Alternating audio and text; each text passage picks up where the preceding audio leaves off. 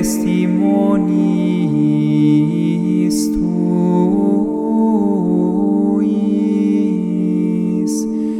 in conspectu regum et non confundebar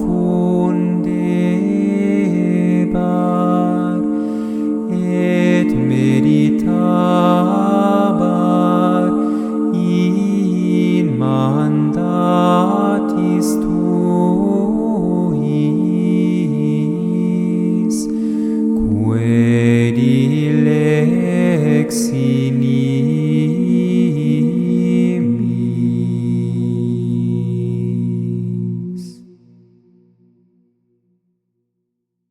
10 de marzo de 2025, Evangelio de San Juan, la actitud correcta hacia las autoridades religiosas. Del capítulo 18, versículos del 12 al 24. Entonces la cohorte, el tribuno y los servidores de los judíos prendieron a Jesús y le ataron, y le condujeron primero ante Anás, porque era suegro de Caifás, el sumo sacerdote aquel año. Caifás era el que había aconsejado a los judíos: conviene que un hombre muera por el pueblo. Simón Pedro y otro discípulo seguían a Jesús. Este otro discípulo era conocido del sumo sacerdote y entró con Jesús en el atrio del sumo sacerdote. Pedro, sin embargo, estaba fuera, en la puerta. Salió entonces el otro discípulo que era conocido del sumo sacerdote, habló con la portera e introdujo a Pedro. La muchacha portera le dijo a Pedro: ¿no eres también tú de los discípulos de este hombre? No lo soy, respondió él. Estaban allí los criados y los servidores que habían hecho fuego porque hacía frío y se calentaban. Pedro también estaba con ellos calentándose. El sumo sacerdote interrogó a Jesús sobre sus discípulos y sobre su doctrina. Jesús le respondió: yo he hablado claramente al mundo, he enseñado siempre en la sinagoga y en el templo, donde los judíos se reúnen, y no he dicho nada en secreto. ¿Por qué me preguntas? Pregunta a los que me oyeron de qué les he hablado, ellos saben lo que he dicho. Al decir esto, uno de los servidores que estaban allí le dio una bofetada a Jesús diciendo: ¿así es como respondes al sumo sacerdote? Jesús le contestó: si he hablado mal, declara ese mal, pero si tengo razón, ¿por qué me pegas? Entonces Anás le envió atado a Caifás, el sumo sacerdote.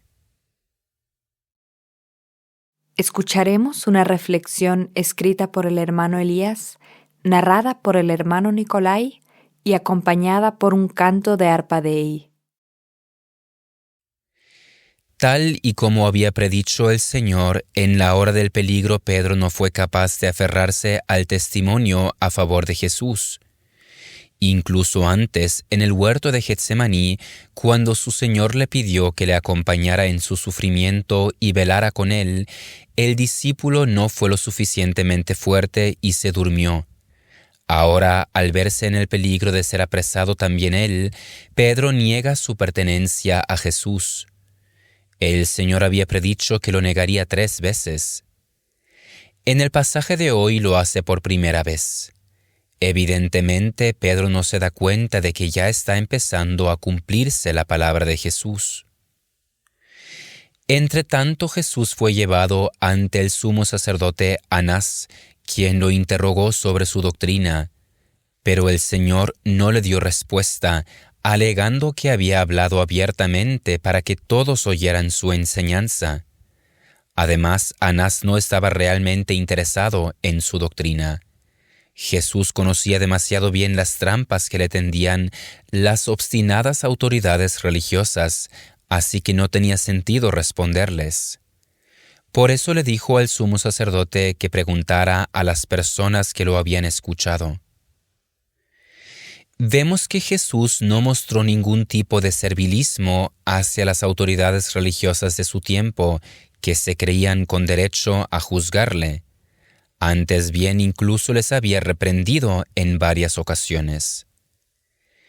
Si bien es cierto que a veces el Señor evadía confrontaciones innecesarias, también para poder llevar a cabo su misión, nunca ocultó la verdad por respetos humanos.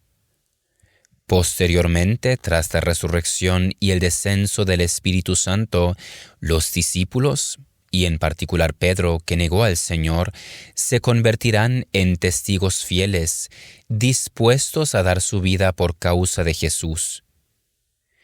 No se dejarán intimidar ni siquiera por las autoridades judías hostiles que pretenderán prohibirles anunciar el mensaje del Señor a los hombres. En el pasaje de hoy, cuando es interrogado por el sumo sacerdote, la actitud de Jesús resulta aún más clara. Uno de los criados le dio una bofetada después de que respondiera a Anás. Quizá lo consideró una ofensa al sumo sacerdote. Pero el Señor, sin reñir ni pelear, pone las cosas en claro. Si he hablado mal, declara ese mal, pero si tengo razón, ¿por qué me pegas? La actitud que vemos en el Señor y posteriormente en sus discípulos nos invita a examinar nuestra actitud fundamental frente a las autoridades religiosas. Sin duda es correcto mostrarles respeto y obediencia. Sin embargo, el respeto y la obediencia no deben distorsionarse por el miedo y el servilismo. De lo contrario, estas virtudes se pervertirán y perderán su belleza y libertad. La obediencia religiosa no es independiente, sino que, en última instancia, está vinculada a Dios. Las autoridades religiosas solo pueden pedir legítimamente obediencia cuando ellas mismas obedecen a Dios. Esto lo vemos en los fariseos y escribas, así como también en los sumos sacerdotes de aquel tiempo. Estos actuaron como adversarios de Dios, inspirados por el padre de la mentira y el homicida desde el principio, como dejó claro Jesús. Al prestarles obediencia se estaría atentando contra la verdad. También hoy debemos discernir una y otra vez qué corresponde a la verdad de nuestra fe y qué no. Si las autoridades eclesiásticas nos exigieran algo que no está en línea con la auténtica doctrina y moral de la Iglesia, algo contrario al Evangelio, no deberíamos perderles el respeto, pero tampoco podríamos obedecerles. La verdad no tolera una falsa obediencia. Anás envía a Jesús atado al sumo sacerdote Caifás. El Señor lo permite, no por servilismo, sino para consumar su misión de redimir a la humanidad. Y el verso de entrada que escuchamos hoy dice: Daré testimonio de ti ante reyes sin jamás avergonzarme, meditaré en tus preceptos que tanto amo. Loquebar de testimoniis tuis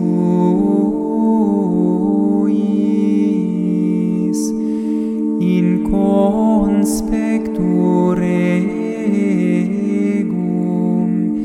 et non